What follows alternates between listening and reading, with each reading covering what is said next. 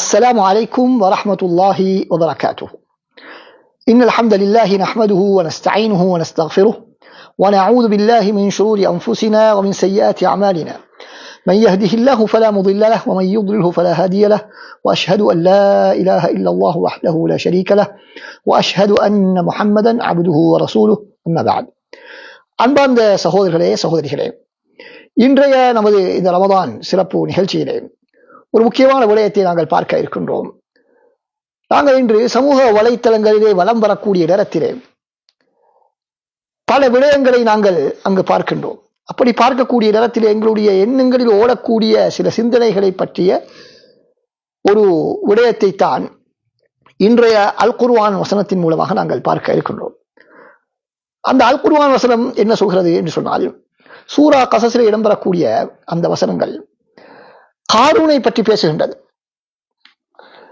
காரூன் என்று நாங்கள் சொன்னவுடனே எங்களில் பலருக்கும் என்ன சிந்தனை வருகின்றது என்று சொன்னால், எப்போதோ வாழ்ந்து வர்ணித்து விட்ட ஒரு பெரிய பணக்காரனுடைய மாயக்கதை போன்று எங்களுடைய எண்ணத்திலே அது தோன்றுகின்றது. ஆனால் உண்மையிலே காரூன் என்பவன் ஒரு காலத்திலே வாழ்ந்து மரணித்து விட்ட ஒரு தனி மனிதன் அல்ல, ஒரு கதாபாத்திரம் அல்ல. மாற்றமாக மறுமை நாள் வரைக்கும் திரும்ப திரும்ப மக்களுக்கு மத்தியிலே தோன்றக்கூடிய ஒரு சிந்தனையைத்தான் அல்லாஹ் தஆலா அந்த காரூனுடைய வடிவத்திலே எங்களுக்கு சொல்லி இருக்கின்றார். அதாவது பணம், சொத்து, செல்வம், அதிகாரத்தின் உச்சிக்கு ஒரு மனிதன் செல்லக்கூடிய நேரத்திலே அவனுக்கு ஏற்படக்கூடிய உணர்வும் அவனிடத்திலே ஏற்படக்கூடிய நடத்தை மாற்றங்களும், அதே நேரத்தில் அவனை பார்க்கக்கூடியவர்களுக்கு மத்தியிலே ஏற்படக்கூடிய வித்தியாசமான கருத்துக்களும் சிந்தனைகளும், இவற்றைத்தான் இந்த காரூனுடைய சம்பவம் எங்களுக்கு சுட்டிக்காட்டுகின்றது. அப்படி என்றால் இந்த காரூன் எப்பொழுதோ வாழ்ந்து மரணித்து விட்டிருந்தாலும் கூட அந்த காரூனிய சிந்தனை, அந்த காரூனிடத்திலே காணப்பட்ட சிந்தனை, அந்த காரூனை பார்க்கும்போது அந்த மக்கள் எப்படி சிந்தித்தார்கள், அந்த சிந்தனைகள் எல்லாம் இன்றும் எமக்கு மத்தியிலே உயிரோடு வாழ்ந்து கொண்டுதான் இருக்கின்றன என்பதை எங்களுக்கு இந்த சம்பவம் எடுத்து காட்டுகின்றது. எனவே அந்த படிப்பினையை பெறுவதுதான் இந்த சம்பவத்தினுடைய முக்கியமான நோக்கம். அல்லாஹ் தஆலா இந்த காரூனை பற்றி அல்லாஹ் தஆலா சொல்லும் பொழுது என்ன சொல்கிறான்? இன்ன காரூன கான மின் கௌமி மூசா. இந்த காரூன் மூசாவின் சமூகத்தை சேர்ந்தவராக இருந்தான் என்று சொல்கிறான். அப்படி என்றால் அதிலே அல்லாஹ் தஆலா சொல்ல வரக்கூடிய விடயம் என்ன? இந்த காரூன் என்பவன் மார்க்கம் தெரியாத ஒரு சமூகத்தை சேர்ந்தவர் அல்ல. மார்க்கத்தை நன்கு தெரிந்த மூசா அலைஹிஸ்ஸலாம் அவர்களுடைய சமூகத்தை சேர்ந்தவன். ஹராம் என்றால் என்ன, ஹலால் என்றால் என்ன, அல்லாஹ் என்றால் என்ன, ரசூல் என்றால் என்ன, வேதம் என்று சொன்னால் என்ன என்ற எல்லா விடயங்களையும் தெரிந்த ஒருவன் தான் அவன் என்று அந்த வசனம் எங்களுக்கு சொல்கிறது. அதே போன்று அந்த வசனம் அந்த காரூனை பற்றி என்ன சொல்கிறது? وَآتَيْنَاهُ مِنَ الْكُنُوزِ مَا إِنَّ مَفَاتِحَهُ لَتَنُوءُ بِالْعُصْبَةِ أُولِي الْقُوَّةِ. அவனுடைய கருவூலங்களின் சாவிகள், திறவுகோல்கள் இருக்கின்றனவே, அவற்றை சுமப்பதற்கே பெரும் பலசாலிகள் தேவை என்ற அளவுக்கு அவருடைய சாவிகளுடைய கரம் காணப்பட்டது என்று சொன்னால் அவனுடைய சொத்துக்கள் எப்படி இருக்கும்? அல்லாஹ் தஆலா இங்கு அவனுடைய சொத்து செல்வங்களையோ அவனுடைய காணப்பட்ட நகைகளையோ பணங்களையோ அல்லாஹ் தஆலா இங்கு எங்களுக்கு சொல்லவில்லை. அவனுடைய அந்த கருவூலங்களின் அந்த சாவியை பற்றி அல்லாஹ் தஆலா சொல்கிறான். அப்படி என்றால் அவன் மிக பெரும் அதிகாரம் படைத்தவனாக இருந்தான். அவன் நினைத்ததை செய்யக்கூடிய அளவுக்கு சொத்து செல்வங்கள் அவனுக்கு வழங்கப்பட்டிருந்தன.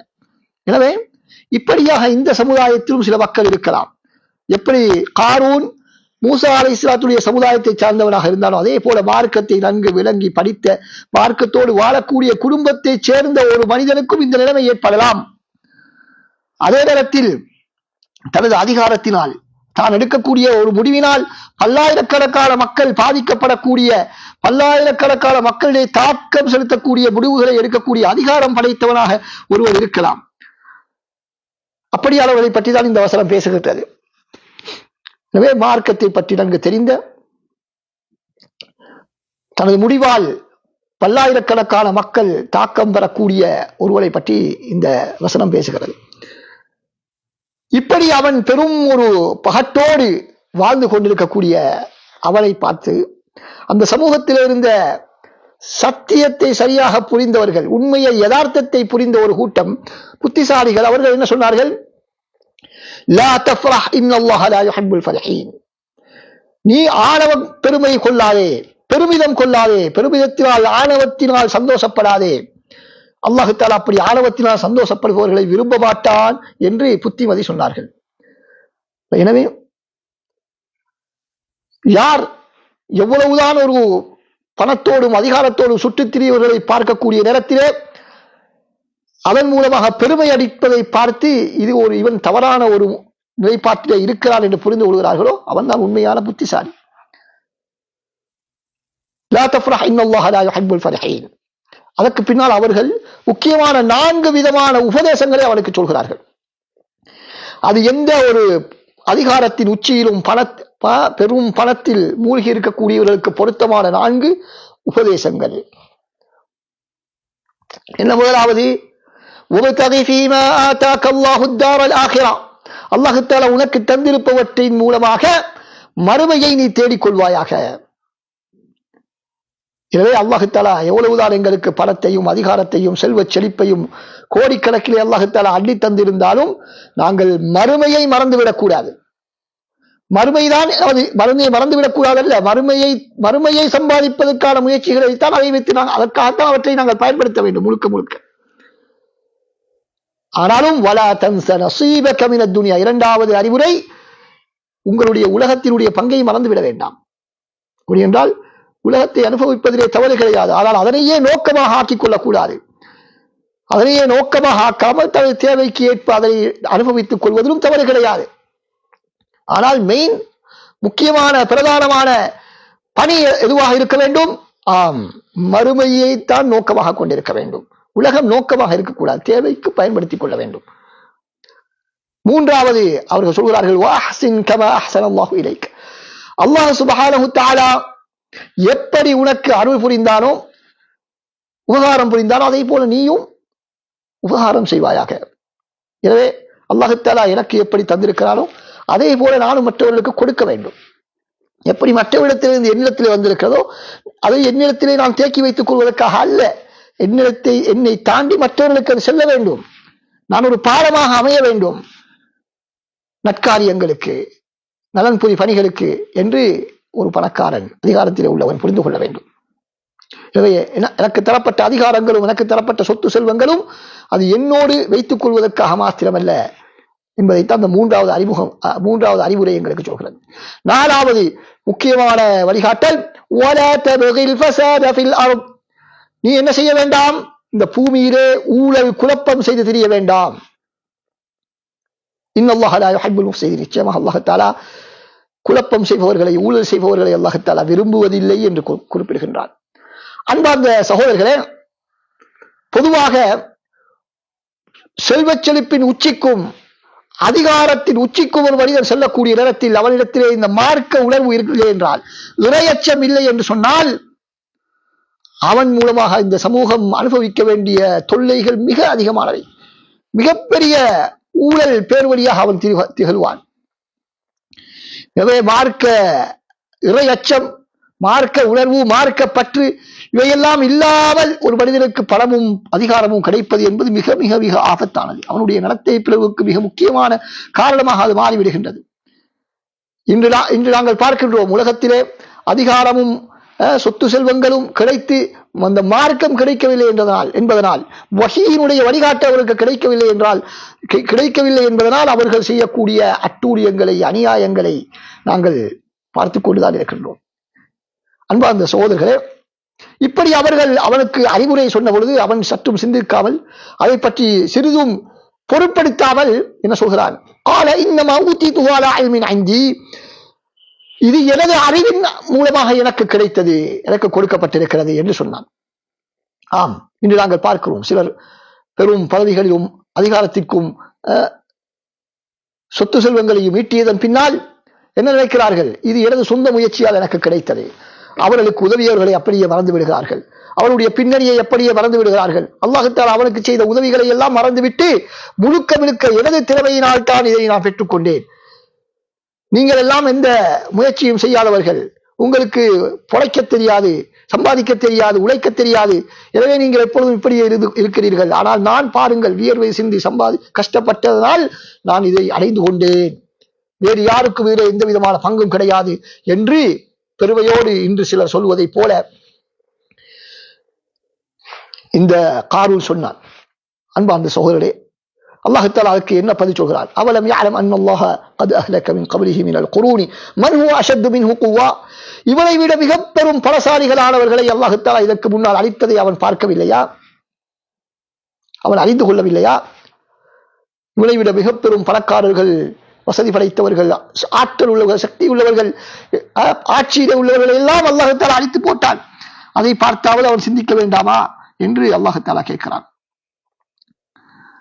அடுத்ததாக இந்த காரூன் என்ன செய்கிறான் என்று சொன்னால், தனது பகட்டை மக்களுக்கு காட்ட வேண்டும் என்பதற்காக, சொத்து செல்வங்களை மக்களுக்கு காட்ட வேண்டும் என்பதற்காக பெரும் ஒரு பவனி வருகிறான். பெரும் ஒரு ஊர்வலமாக தனது சொத்து செல்வங்களை எல்லாம் எடுத்துக்கொண்டு மக்களுக்கு மத்தியிலே ஊர்வலமாக செல்கிறான். இந்த நேரத்திலே மக்கள், இவரை பார்க்கக்கூடிய மக்கள் இரண்டு அணிகளாக பிரிகிறார்கள். எப்படி இன்று சமூக வலைத்தளங்களிலே, டிக்டாக்கிலும், இன்ஸ்டாகிராமிலும், பேஸ்புக்கிலும், ஸ்டேட்டஸிலும் நாங்கள் மக்களுடைய ஆடம்பரத்தை நாங்கள் பார்க்கக்கூடிய நேரத்திலே எப்படி பல வகையான சிந்தனை உடையவர்களாக நாங்கள் இருக்கின்றோமோ அதே போலதான் அந்த மக்களும் இருந்தார்கள். எனவே இந்த காரூனை போல நேரடியாக மக்களுக்கு மத்தியிலே அவன் ஊர்வலமாக வர வேண்டும் என்பதல்ல. இன்று சமூக வலைத்தளங்களிலே நாங்கள் பார்க்கக்கூடியதையும் இதிலே எங்களுக்கு பொருத்தி பார்க்கலாம். காரூன் எப்படி ஊர்வலமாக வந்தானோ அதே போல இன்று சமூக வலைத்தளங்களிலே பலரும் தமது சொத்து செல்வங்களையும் அதிகாரங்களையும் வைத்து பெருமை அடித்துக் கொண்டிருக்கிறார்கள். அதனை பார்க்கும் பொழுது நாங்கள் எப்படி நடந்து கொள்ள வேண்டும் என்று அடுத்த வசனங்கள் எங்களுக்கு சொல்கின்றன. என்ன சொல்கின்றன?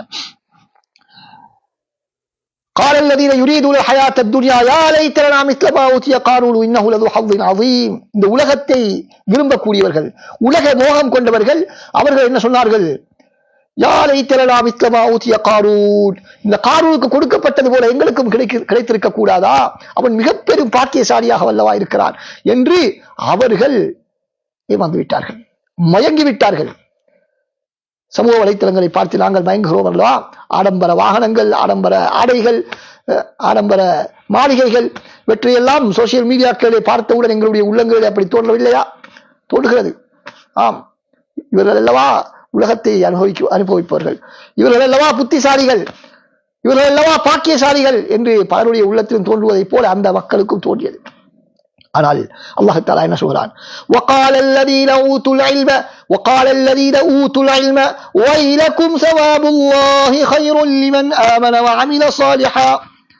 ஆனால் அறிவு கொடுக்கப்பட்டவர்கள் என்ன சொல்கிறார்? وقال الذين اوتوا العلم ويلكم ثواب الله خير لمن آمن وعمل صالحا. என்ன நீங்கள் இப்படி நினைக்கிறீர்கள்? அல்லாஹ்வினுடைய கூலி ثواب الله خير لمن آمن وعمل صالحا. நம்பிக்கை கொண்டு நல்லமல் செய்தவர்களுக்கு அல்லாஹ்வுடைய கூலிதான் இதைவிட சிறந்தது என்று அவர்கள் சொல்கிறார்கள். அன்பார்ந்த சகோதரர்களே, எனவே அறிவாளிகள் உலக ஆசாபாசங்களை பார்த்து, பணத்தை பார்த்து, ஆடம்பரத்தை பார்த்து, பதவியை, பட்டம் பதவியை, அதிகாரத்தை பார்த்து ஏமாந்து விட மாட்டார்கள்.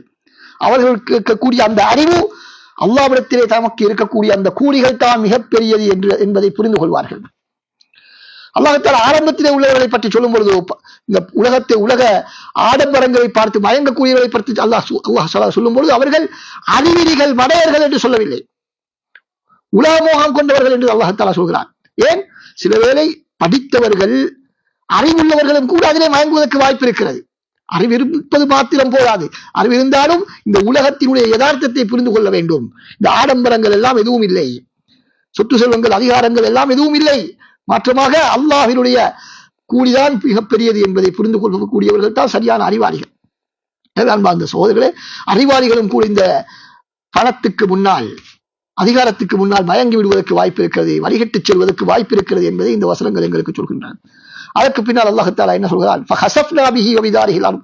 அவனையும் அவனுடைய மாளிகையையும் நாங்கள் பூமியில் புதையச் செய்து விட்டோம். خسفنا به وبداره الأرض فما كان له من فئة ينصرونه من دون الله وما كان من المنتصرين. என்று அல்லாஹ் தஆலா அவருக்கு யாரும் உதவி செய்யக்கூடியவர்கள் இருக்கவில்லை என்று சொல்லிவிட்டு அதற்கு பின்னால் என்ன சொல்கிறான்? وما كان من المنتصرين وأصبح الذين تمنوا مكانه بالأمس يقولون ويك أن الله يبسط الرزق لمن يشاء ويقدر.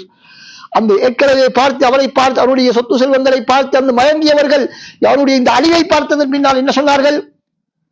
அல்லாஹ் தஆலா எங்களுக்கு அருள் புரிந்திருக்காவிட்டால் நாங்களும் இந்த அழிவில் சென்று சிக்கியிருப்போம் என்று சொன்னார்கள்.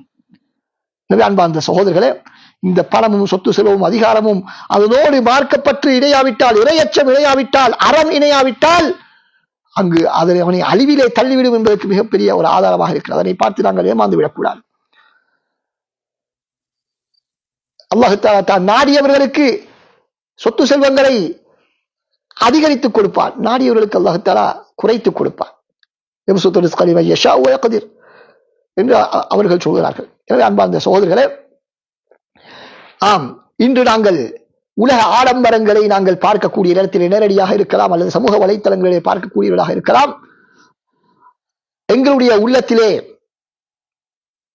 எங்களிடத்திலே அந்த சொத்து செல்வங்கள் அதிகாரங்கள் வந்துவிட்டால் அந்த காரூன் சொன்னது போல இது எல்லாம் எனது திறமையினாலும் எனது தகுதியினாலும் எனது முயற்சியினாலும் கிடைத்தது என்ற அந்த எருமாப்பு, அந்த ஆணவம் எங்களுக்கு வரக்கூடாது.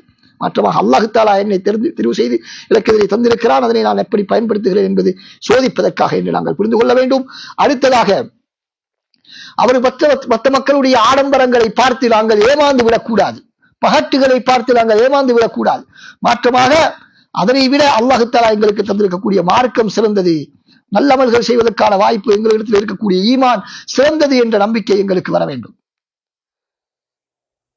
எனவே அந்த அறிவாளிகள், அறிவுள்ளவர்கள் எப்படி சொன்னார்களோ அதை போன்றுதான் நாங்கள் சொல்ல வேண்டுமே தவிர அந்த உலக மோகம் பிடித்தவர்கள் எப்படி நடந்து கொண்டார்களோ அப்படி நாங்கள் எங்களுடைய மனதிலே எண்ணங்கள் வந்துவிடக்கூடாது ஆடம்பரங்களை பார்க்கும் பொழுது என்பதை நாங்கள் புரிந்து கொள்வோம். அல்லாஹ் சுப்ஹானஹு வ தஆலா இந்த அல் குர்ஆன் வசனங்கள் சொல்லக்கூடிய இந்த வழிகாட்டலின் படி பணத்தையும் அதிகாரத்தையும் பார்க்கும் பொழுதும் அல்லது அதனை அனுபவிக்கும் பொழுதும் எங்களுக்கு பக்குவத்தை தந்தருவாராக.